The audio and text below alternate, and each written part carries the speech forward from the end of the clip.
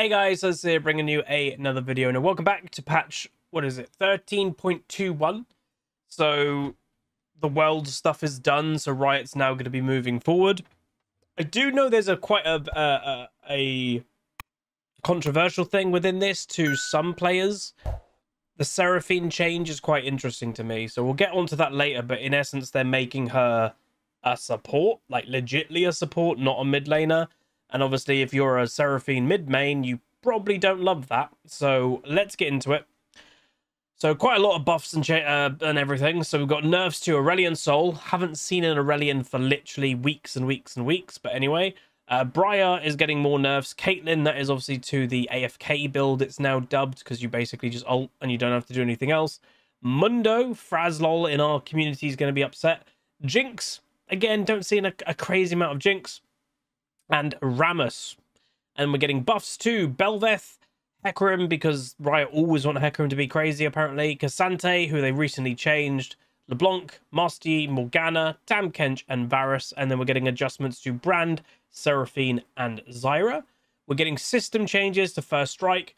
Hullbreaker is finally being nerfed, which is ridiculous, because I thought they forgot about it. Jungle, more changes, and Phase Rush. And then we're getting some more everyone's favorite skin line, Cafe Cuties. So they'll be coming out on the 25th, so the day of the patch, but in the evening. So the good news is we're getting a fun game mode back. So Nexus Blitz is on its way back. So I might be doing a bit of Nexus Blitz content because it is just fun. And what's perfect for me of having these fun game modes is after a stressful game of League, usually it's really fun to just jump into a Nexus Blitz game after a bad solo queue game, and that can reset your mental a bit, and then you can go for more solo queues. So it's quite nice. Again, arena mode was the best for that, but Nexus Blitz isn't too bad. So champion balance reset. So the champion balance buff percent adjustments have been reset for all champions. From numerous item and champion reworks to the durability update, a lot has happened since the last time Nexus Blitz was live, so they're taking the opportunity to reset the balance and establish a new baseline. So hopefully Nexus Blitz won't feel too bad.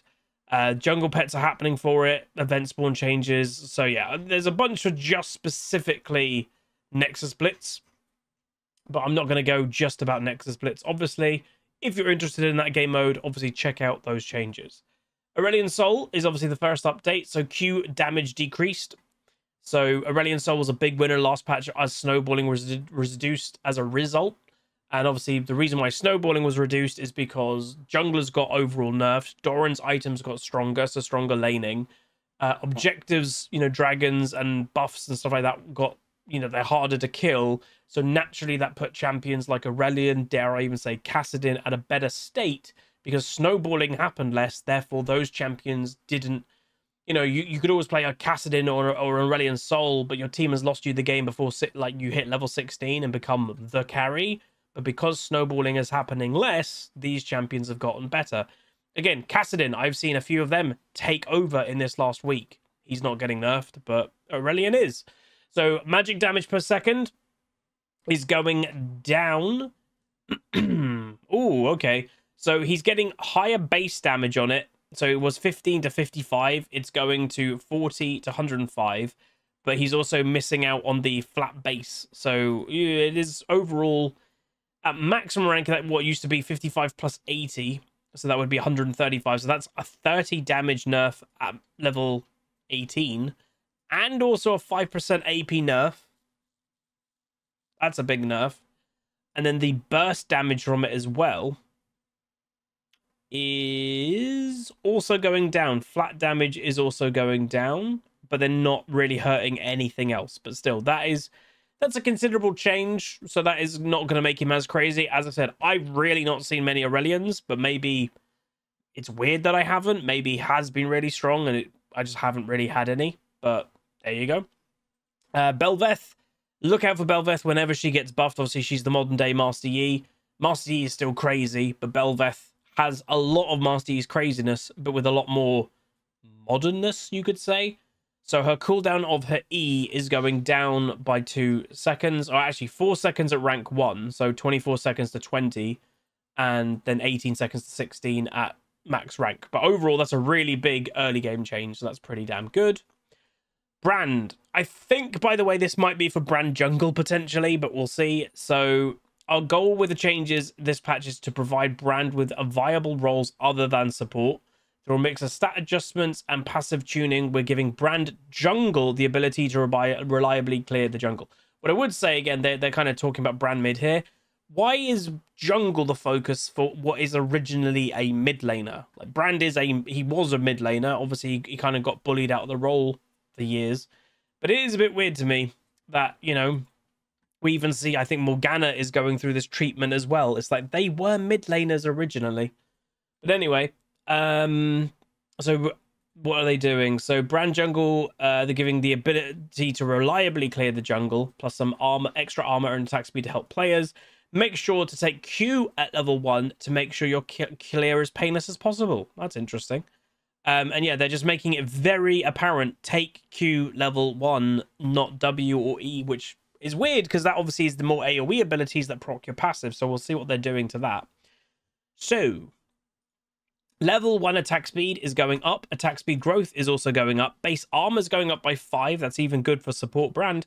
Armor growth, however, is going down, but because you're getting 5 more at level 1, that's fair. Base health, though, is being a little bit less because you are obviously tankier with armor, but your health growth is going up. So you'll eventually level out with that later on in the game. The monster damage modifier, woo! Passive is getting 100% more damage, from 120% to 220. That is absolutely mad. And then the maximum monster damage per tick is 80. But because of how much more you're getting this percentage, you'll be hitting that maximum tick per monster of 80 way quicker than you've ever had before. Like, that's mad. And then your E, they are slightly nerfing it preemptively. They are nerfing his magic damage on E preemptively. So wait, why level 1? Please take Q at level 1. It has the highest base damage and the lowest cooldown. Q at level 1. You don't even have to max it, just Q level 1. Presumably, this is if you're starting a solo buff camp. So if you're starting blue buff or red buff, yeah, Q level 1. If for some reason you're starting Wraiths, Wolves, or something AoE, then obviously don't. But vast majority of the time, you're going to be starting blue or red anyway, so take Q level 1. Okay. Briar, more nerfs. Again, it's not a modern League of Legends champion without it being nerfed basically all the time.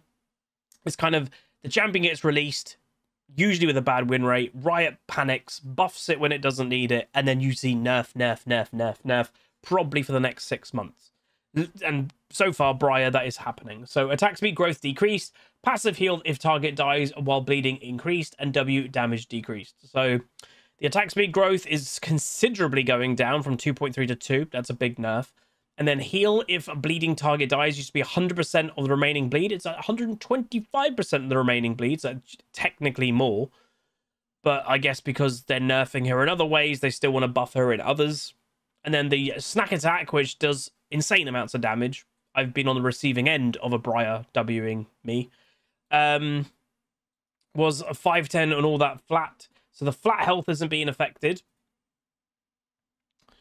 What is being affected? Okay, so 5% AD is not being affected. The 10% target missing health is being affected. What's being affected is this. So the scaling of your AD. So it used to also, of targets missing health, it used to give an extra 4% per 100 bonus AD. It's going to 3.5. That means it's still going to do a decent amount of damage. So it looks like, obviously, you know, and you could say that's the target. You take a champion like Briar, who's been OP a little bit recently. They don't want to nerf her that then, okay, you can't play her anymore. They want to nerf her to a level of she still can be played. And that is also quite often why you'll see these champions still pop up in patch notes or being nerfed, because they're not really doing that big of nerfs to them. It's very likely she's still going to be strong. So guess what? In 2 weeks' time, another patch note, she'll be nerfed a bit again. And maybe even 2 weeks after that, she'll be nerfed again. But yeah, so she'll still be good. All right, so Caitlyn, obviously the AFK build. I will just say part of it is Caitlyn synergizing it with her well. But the one thing that Riot will never really admit is lethality items. I had earlier today a Caitlyn doing AFK Caitlyn, against the Jhin doing AFK Jhin, both building full lethality. Jhin, arguably, in some ways, if again, the strength of Caitlyn is you don't need to be good to pull that build off, because ultimately you ultimate something and 80% of the health bar goes, and if you get a little bit ahead, you could one-shot an AD carry, you could one-shot a support, something squishy with your ultimate. Jhin, you need to be better to pull it off, but it was just as strong, if not stronger, and he's not getting nerfed, but the common thing between these things are lethality items. But they're not getting nerfed. Riot love lethality items. But anyway, so the passive headshot is being hilariously, and it makes sense, buffed when it comes to critical strike chance. They're trying to engage more with you should build crit, not lethality, so get rewarded more for building crit. And the same for the ultimate.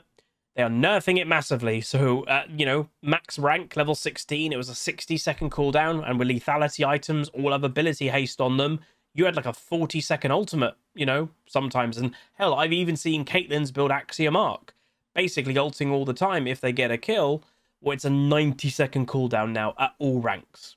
So that's significant. And then the physical damage of it is a bit wow. So it's being nerfed in terms of the flat damage, starting at rank 2 and then rank 3. And then it used to do plus 200% bonus AD. It's now 170% bonus AD. But what they're doing that is the bonus damage from crit is going from 0.3, from 0 to 35%. It's now 0 to 50%. So again, they're incentivizing crit. That's what they're trying to do, is stop building full AD lethality and build AD crit. So we'll see if it works.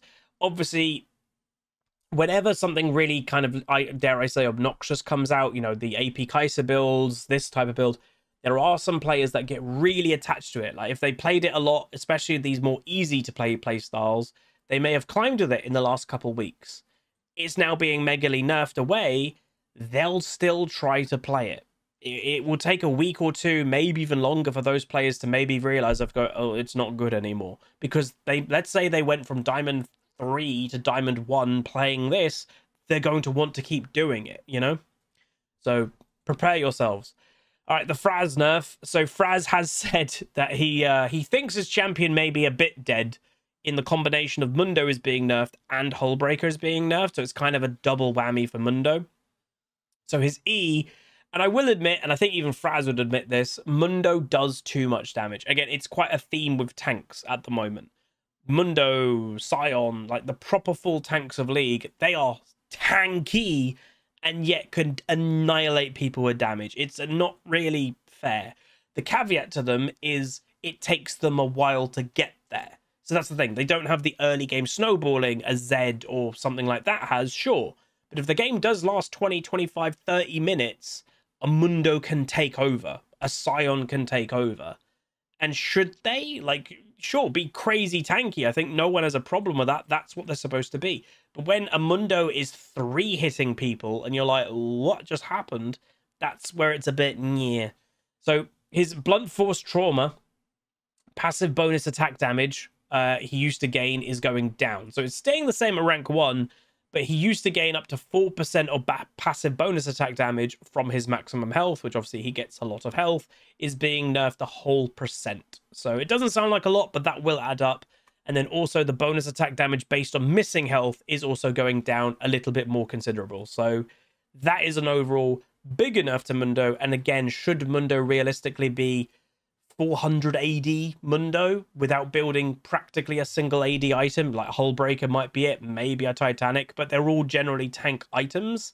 Probably shouldn't be getting anywhere near 400 AD, but he has been. So there's that. Hecarim, the champion that Riot cannot let be weak for even 2 weeks. I don't know what their thing is with Hecarim. Like, it's weird. And again, I've spoken many times about it before. The old ethos of Riot, and, you know, let me know if you agree with it, disagree with it, but the old ethos of Riot is champions would have spikes and champions would have dips. And it was completely fine for a champion to have an extended spike, but also then an extended dip. Like, it was quite common. There are a lot of champions in League that have had very extended dips recently in the last couple of years, But then Riot seemingly in the kind of opposite, they really want some champions to be in a permanent up. Hecarim is one of these champions.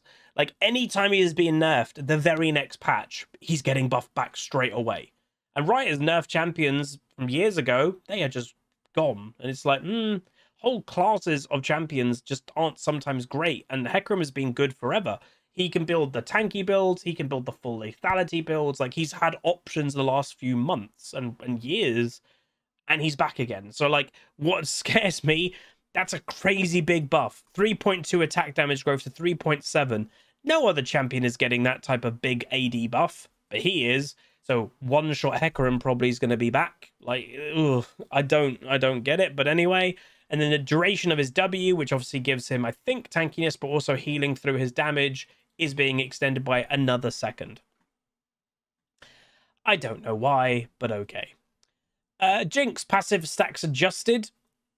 Interesting. So yeah, apparently she's been a bit too crazy. I've not been seeing Jinxes go crazy. So passive get excited is all takedowns, epic monster kills, and structures destroyed grants get excited stacks and refresh the buff. That's what it used to be. It's now turning epic monster kills and destroying structures will grant the first stack of get excited and will refresh the buff. But only champion takedowns can increase the amount of stacks Jinx can get. Oh, interesting. And she can now only get 5 stacks of get excited. So they're trying to limit her a little bit from being absolutely crazy with her movement speed and stuff. They're trying to only reward it fully for killing champions. I think that's okay. Mr. Cassante. I played against a Cassante. I don't know if it was today or yesterday. And I'm going to be completely honest. I got absolutely destroyed. I played Garen, which apparently I think Garen is supposed to be good into Cassante. As well, admittingly, he did get a bit of jungle help and I didn't. So you could say that did change things. But there were instances even fairly early into the game, level 7, level 8, you know, I could not do a thing. He just completely chain comboed me and killed me and I couldn't react. So the way that I know Shmion, who is obviously a high-level top laner in our community, he's our top laner in our Clash games, he's a big Cassante player. The way that Shmion kind of explained it is they took away the skill expression from Cassante, making him easier. But in, you know, and they kind of made him different and weaker in some elements, but he's easier to pull off. So, I don't know. And again, my biggest problem with this champion, and I think it's a lot of big people's problem, is he's a full tank. And then he suddenly turns into a crazy damage dealer. Again, we spoke about it just with Mundo. I don't think that should exist. And look at this buff. This is insane. The all-out bonus damage that he's getting is 35%. It's going to 45 to 60 to 75%. It was 35. That's more than double. Yeah, that's more than doubling than what it was. That's kind of nuts because he does damage. So is that a typo? Like, I don't. Required bonus health and minimum cast time is also going down. So easier to pull off your Q. The Pathmaker will no longer interrupt Cassante's E-dash while channeling starts. And then the maximum channel time, it was 1 second, it's now 1.5. So he can, as that's the damage reduction thing, he can have a longer period of reducing damage incoming. So that's a big buff. That's, you know, that's a 50% buff to a damage reducing ability. And then his ultimate is calculated based on physical and true damage dealt to champions. It's now calculated based on all damage. So that's a big buff as well for his healing because it's all bases of damage. Okay. And then his QE cast reset was 0.1 to give a little bit of gap for people to actually retaliate. And now it's instantaneous. So there's no gap. Oh boy. So it just kind of seems that they really want to make this champion really, really OP. Again, as an outsider or who doesn't play this champion, I don't get it. Like, maybe a Cassante player can go in the comments and go, oh, nah, this, he's already strong, and this just looks like it's going to make him ridiculously OP.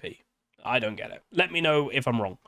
LeBlanc, obviously a champion that's had her issues recently. Obviously, in a few patches ago, they tried to get rid of the static Shiv. Again, one of the very few instances that even the Riot Balance and Dev team admitted that that was a bad idea to basically reintroduce static Shiv. it only brung problems for the game. Since it's come back, it only brung problems. It didn't add any value to gameplay. And, you know, they've had to leave the item in such a nerfed state that it doesn't cause problems.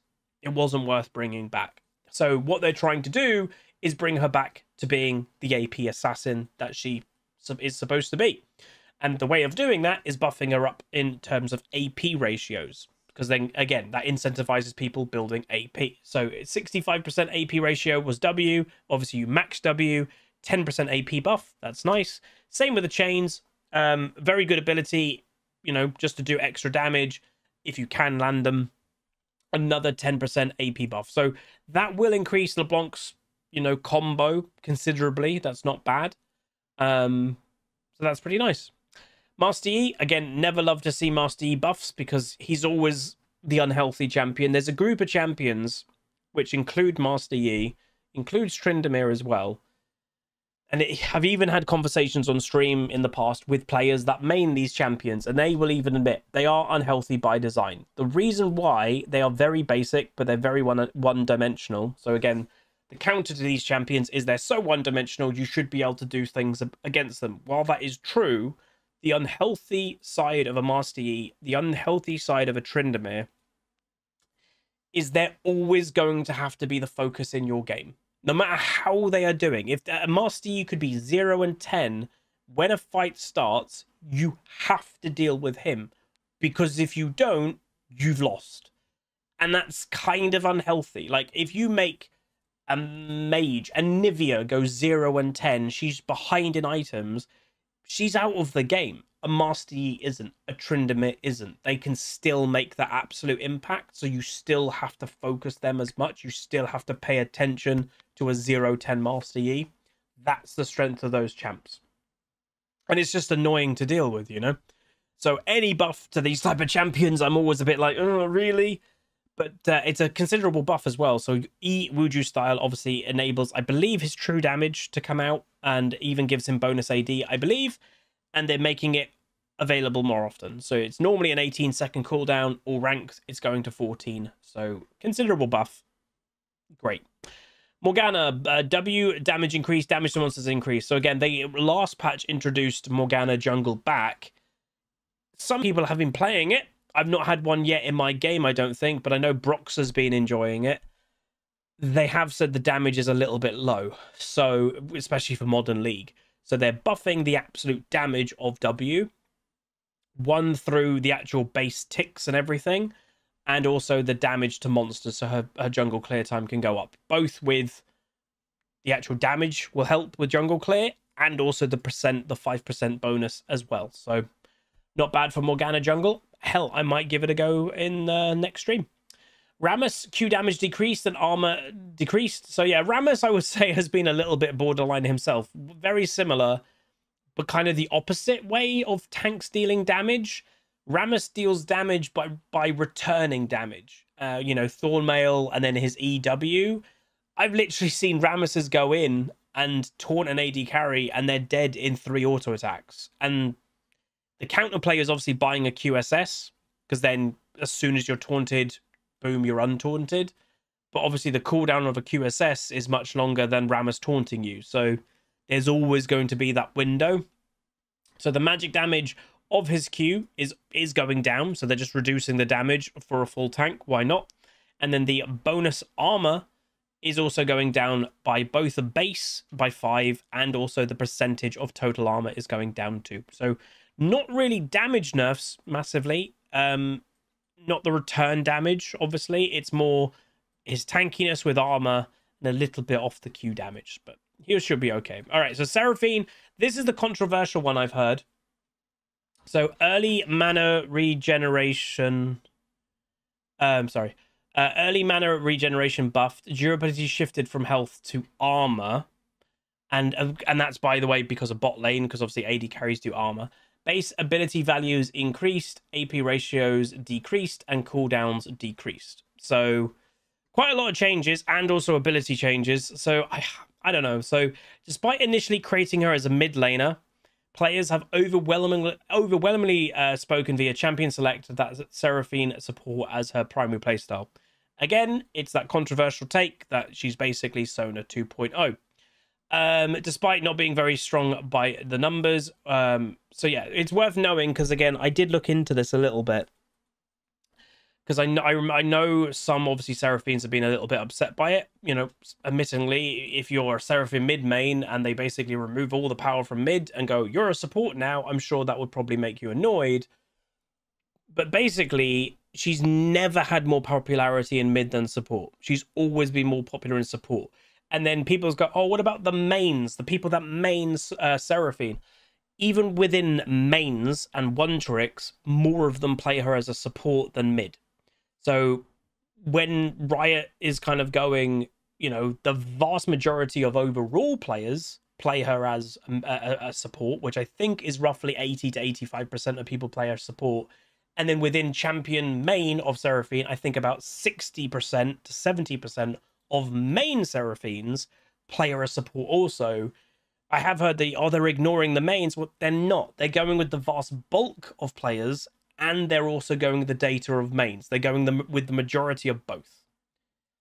Obviously, yes, that does leave the main mid lane Seraphines in quite a bad position, but it is what it is. Again, the changes happen. So first, we're aligning her base stats to those of enchanters, which means having an early reliance on mana regeneration, which encourages her to pick up spell thieves and other similar items.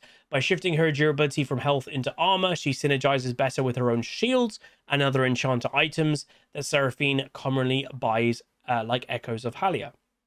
Second, we're moving her power budget away from AP ratios into base power. That's the big kicker, by the way, of like mid lane. She won't have ratios to carry. Her actual percentage of carrying in late game with AP synergy is going down, like an enchanter support. As supports get less gold than other roles, more reliable base damage tends to help them out a lot. By reducing her cooldowns, she'll also apply enchanter items like Echoes of Halia and Ardent Censer more reliably. And then thirdly, we're reallocating some power towards solo lane specific areas and away from grouped up power. Significantly buffing E's rank up makes late levels grant more damage. It is worth knowing, because like some people are like, so will she not be able to mid lane at all? Think of her now, I guess. I don't think she's going to be as extreme of like, oh, if you went Sona mid, that's how it's going to feel. I don't think it should be that, but like, let's say Karma. Karma is a support, but you occasionally see a mid Karma. It's not a carry, it's basically a support mid laner, but she can exist there a bit. I think that's what Seraphine's more going to be. So her early lane phase might be fine because of her base stats and base everything, but her scaling cannot carry. So yeah, base mana regeneration is going up, which is more support. Base mana regeneration growth is going down because her base is high. Her base mana, however, is going worse because support items, some of them give mana regen. Mana growth, however, is going up. Base armor, huge buff, but that's obviously good for bot lane. Health growth, however, is going down, just be like a normal enchanter. And attack speed is going up because you're more looking to attack, you know, poke in bot lane with auto attacks. The Q is going a second lower at rank 1. So again, you get to use it for poke more.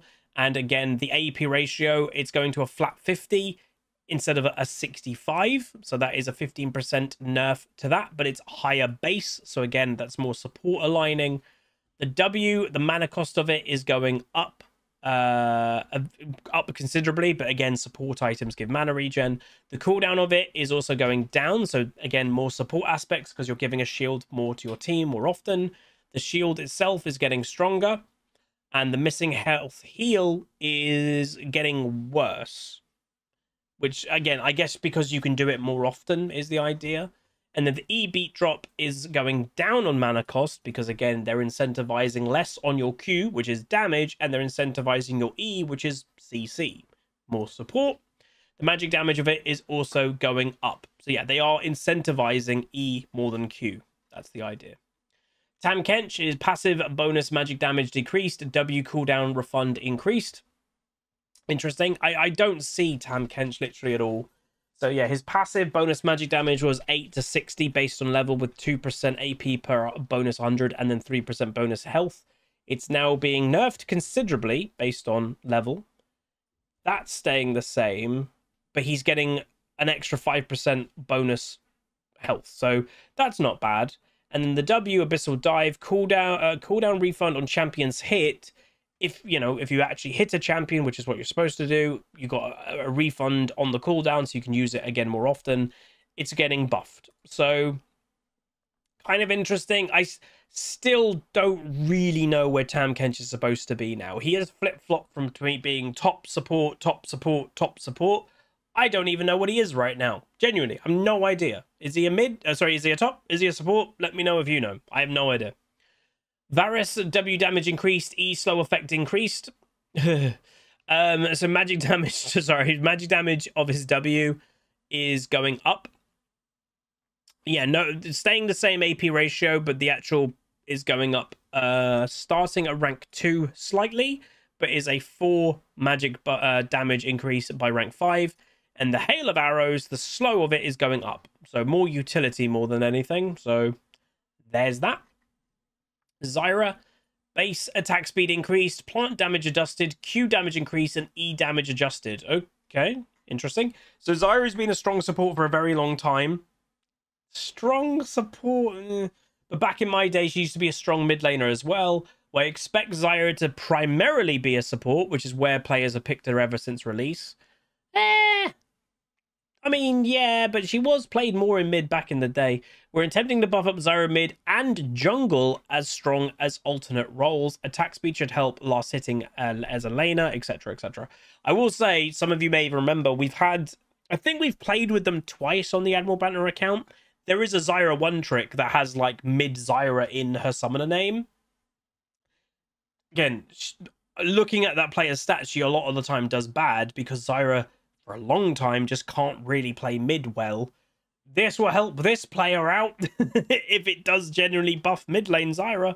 So yeah, attack speed, you don't really think with attack speed with mages, but it helps with last hitting. You know, that extra auto attack that you would have just missed because your attack speed is so slow. Well, now you might get that attack off just with an auto. So the plant magic damage of your passive, I was going to say it's being nerfed. It is being nerfed on base, but it's getting a 3% bonus AP than it used to be. So overall, for a mid laner, getting more AP quicker and more AP in general, that will be a buff eventually.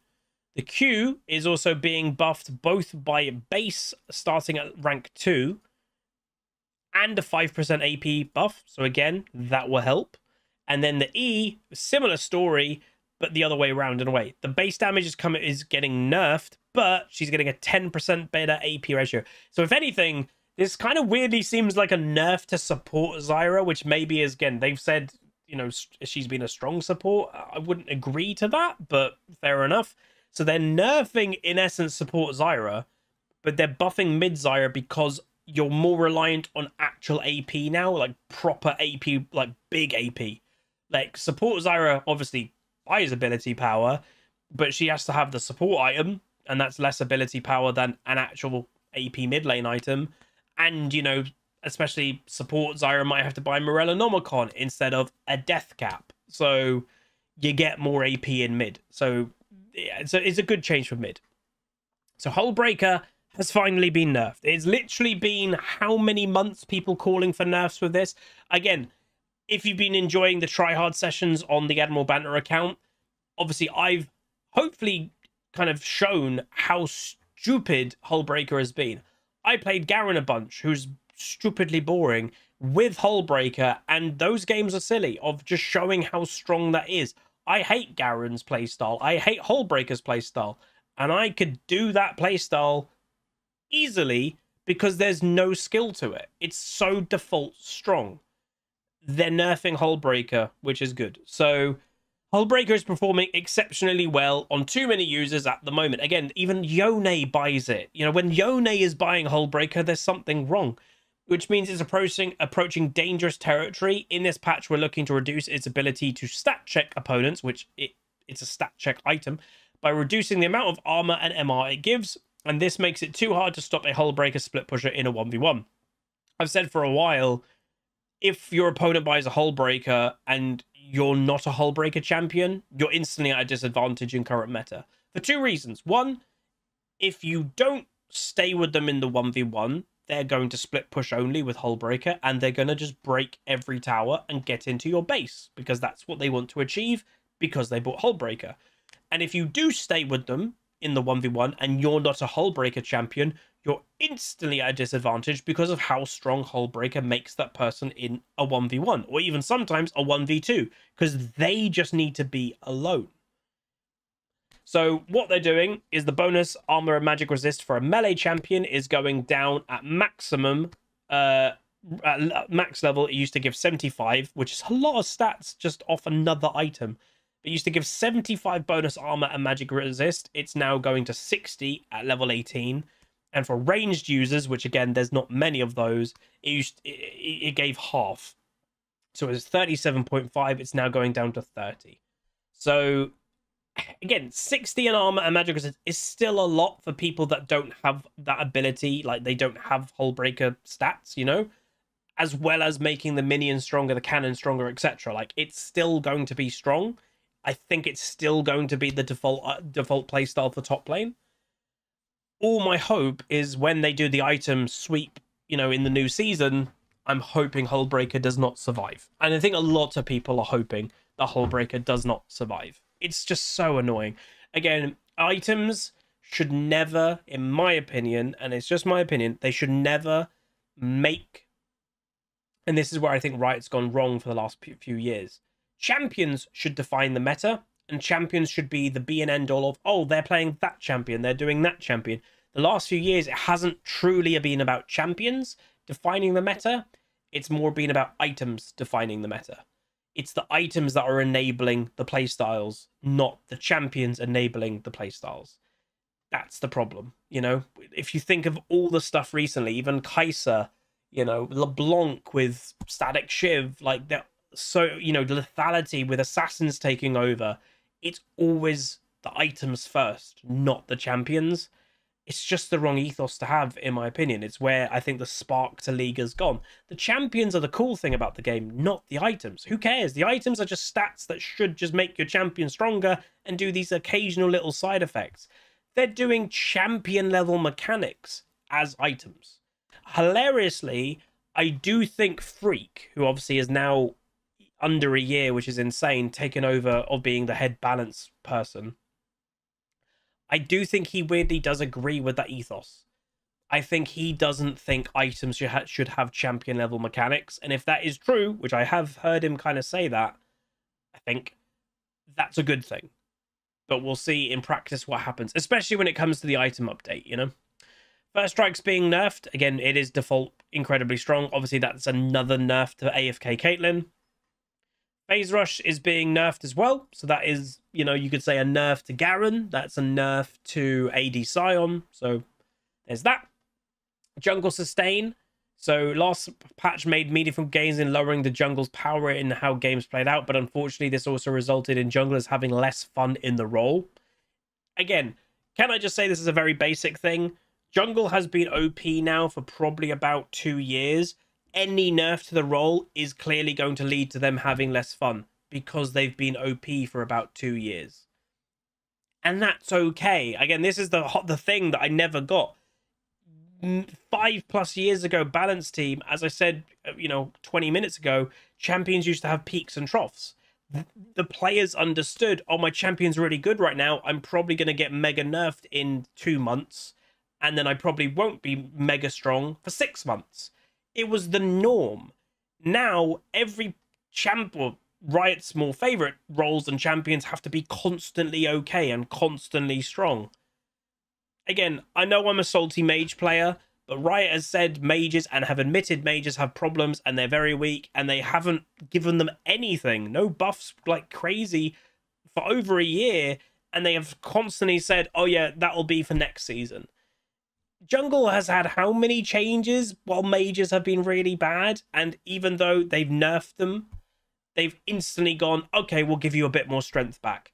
You could do that to mages, you know? Like, it's crazy. So basically, they're giving more sustain, in essence. ARAM adjustments, Worlds Clash, or... I actually didn't know it's Clash. So Worlds Clash is going to be November 4th, 5th. I will try my best to be available. Hopefully the Clash team will be available. Because, yeah, it's kind of annoying. Obviously, maybe we should even open up our membership of our Clash team. We have 5 members, all from the Twitch community, including myself. And obviously, if 1 or 2 of them isn't available, we don't play. So I don't know. I might open up our membership to allow for, 2 more people. And, maybe invite new people with the caveat of, right, you're a substitute, but, it would be great to have other people available. Because with it only being 1 Clash per month now, yeah, like, you could easily go 2 months in a row with no Clash content. Because if I'm not available one of those weekends, and then Shmeon or Toaster's not available, or anyone, there's no Clash. So it's a bit annoying that there's only 1 now per month. So yeah, we might have to do something about that. They're changing the rotation. So in theory, if you want the Prestige Renata Glask when this officially leaves, you should be able to re-roll for it. Bug fixes as well. Oh, the success threshold for an early AFK surrender has been lowered from 100% to 70. So if someone has gone AFK on your team, before you would need everyone to say yes. Now you only need to say, let's say 1 person goes AFK, you need 3 people to say yes, presumably. I don't know. That's a bit weird. So there's that. And then your upcoming skins. But there we go. Bigger patch than I expected. But yeah, finally, the biggest thing for me, finally, Hullbreaker has been nerfed. This has literally been months and months and months of me saying practically every single patch note video, when is that item being nerfed? It finally has. It's still going to be relevant. It's still going to be good. But finally, it has been a little bit nerfed. So it means Riot is actually looking at it now, which they weren't before. But anyway, that's going to be it. If you guys did enjoy a long patch note video, I'm going to get it edited right now, get it uploaded straight away. Hopefully you guys enjoyed. If you did, do throw a like on the video, throw a comment, throw a subscribe, and I'll see you guys next time. Goodbye.